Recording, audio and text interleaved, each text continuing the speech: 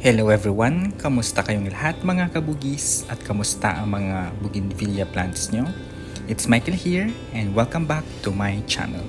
Sa mga nakarang araw ay hindi naging maganda ang lagay ng panahon at nanalasa ang bagyong si Emong sa western part ng Pangasinan and kabilang na dyan ang aming bayan.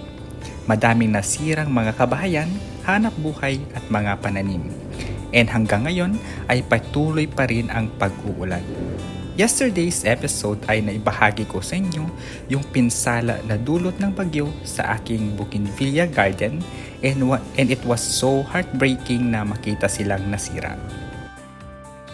But today, I am going to share yung pre-recorded video before tumama ang bagyong si Emong and today ay ating papagandahin naman si Wahid Red na isa sa top rare din until today. Hindi kagandahan ang itsura niya dahil hindi ganon siya na trim in the past. Yung mga sanga niya ay kung saan-saan napupunta kaya naman today ay atin siyang ititrim. Para mas gumanda siya at magbigay siya ng mga daming sanga at maging lush siya. Kaya naman tara at samahan mo akong ibalik ang ganda ni Wahid Red Bougainvillea. And by the way, si Wahid Red ay nasa safe area siya before tumama si Emong kaya okay na okay siya. And si Wahid Red ay root grafted siya nung nabili ko last year and medyo mahal pa siya nung time na yon. And now, mabibili mo na lang siya sa murang halaga at yung cost niya ay ranging from 250 to 450 na ata ngayon. And may bougainvillea kasi talagang mabilis bumabang presyo lalo na kung madami ng rooted ang nagsisalabasan and ngayon ang dami na nakakapropagate ng Wahid Red. And the best way naman talaga para magkaroon ka ng stocks ng mga iba't ibang bougainvillea varieties or yung mga bagong varieties is through grafting, though mas mahal siya ng konti. If you take to consider din naman yung mga effort and capital ng grafting ay hindi may pagkakaila kasi una, mahal ang rootstock ngayon. Ang mga roots ngayon ay nasa 250 per kilo na tapos yung mga uprooted naman ay mahal din talaga. Kaya mahal talaga ang mga grafted bugis. If you want na makamura kayo sa grafted bugis, better na mag-graft your own and magtanim ng sariling rootstock. If meron naman kayong mga malalaki at matataba na mga sanga ng bugis, better na itanim nyo na lang at pwede yung gamitin as rootstock once na mabuhay ito. Since root grafted itong si Wahid, ay medyo mahal ko siyang nabili and nung nabili ko siya ay kakalabas lang niya as in new variety siya. And itong si Wahid Red ay kabilang siya sa Chitra family if I am not mistaken. And currently, there are so many varieties ng Chitra ngayon and hindi mo na mabilang sa dami. And sa Wahid family, there are 3 varieties ang meron. Si Wahid Red, tapos si Wahid Alicia, and si variegated Wahid Alicia. Si Wahid Alicia ay mix siya ng purple and white na color na bracts, minsan pure white and minsan may halong purple naman. While si Wahid Red ay combination naman siya ng red and white. And minsan pure red and minsan combination ng red and white. Meron din siyang pure na red. Isa sa katangian ng Wahid family is matagal malagas ang bracts nila. Hindi ganun basta-basta nahuhulog unlike sa ibang varieties ng bougainvillea. Maganda sila both pero mas gusto ko yung kulay ni Wahid Red than Wahid Alicia. Kayo ba guys? Ano ang mas prefer nyo sa dalawang Wahid varieties?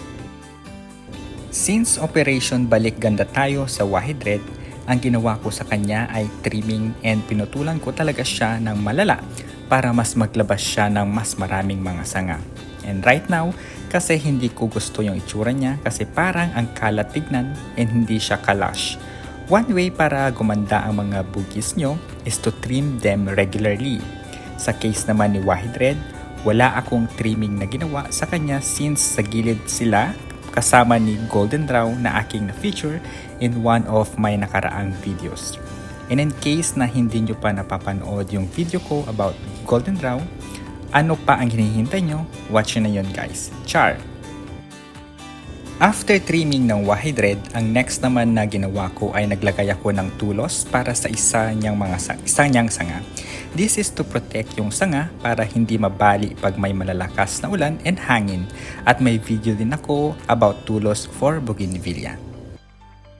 At bago tayo magpatuloy and habang tayo nagpi-flex ng Wahid Red Bougainvillea variety, and baka sakaling napadpad ka sa channel ko, and if you happen to be new to my channel at hindi pa nakaka-subscribe, paki-click na ang subscribe button para maging updated ka sa latest at sa susunod na videos ko, gaya ngayon about Bougainvillea trimming ng varieties ng Bougainvillea.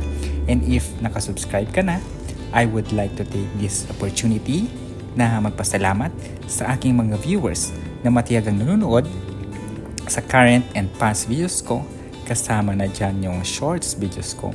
Maraming salamat po, at lalong-lalo na sa mga subscribers ko na patuloy na sumusuporta sa aking channel. Thank you so much. Yung paglalagay ng tulos ay isa sa sobrang importante, lalo na pag tag-ulan and may malalakas na hangin dahil ito yung magsisilbing pundasyon nila.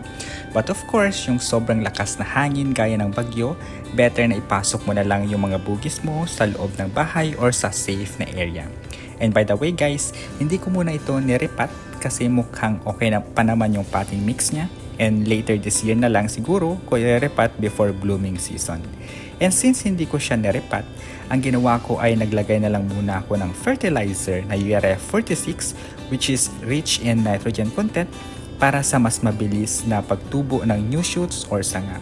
And I have a video about the fertilizers na gamit ko and ano yung purpose ng bawat fertilizer na yon. So sa video na yon I listed all the fertilizers na gamit ko.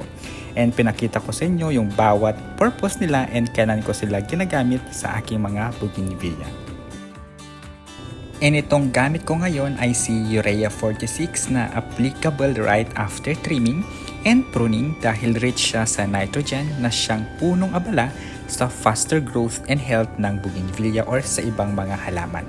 Other fertilizer na gamit ko ay yung maintenance ng bugis ko which is the Yaramila Winner, and usually nasa twice a month ko siya nilalagay para sa kanilang food and growth monthly. Yung Osmocote naman na fertilizer ay para sa pangmatagalang abono, especially sa tag-ulan kasi sayang din naman pag yung ibang fertilizer ang lalagay mo kasi mawawash out lang ang mga ito. So Osmocote or controlled release fertilizer is okay for rainy season. Another fertilizer na gamit ko is the iron fertilizer which is good naman sa mga yellowing of leaves or may chlorosis. And yung last na fertilizer na gamit ko ay yung madalang kong gamitin, and ito yung bloom booster na tinatawag. After trimming, syempre may mga cuttings tayong makukuha and hindi ito masasayang kasi atin namang itatanim ang mga ito gamit ang ICU method. And same process lang din ang gagawin ko from the previous videos na ginagawa ko for Bougainvillea propagation. Kaya naman panoorin nyo pa rin hanggang dulo.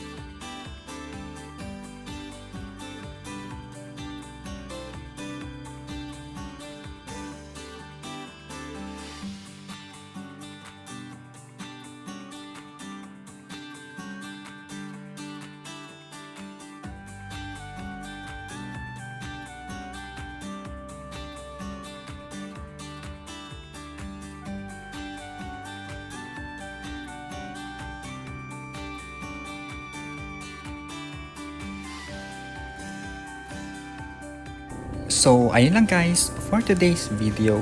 Thank you so much for watching at makakaasa kayo na pagbubutihan ko pang gumawa ng mga relevant videos for Bougainvillea. Kaya naman don't forget to subscribe, stay safe and healthy, and we'll see you in my next videos.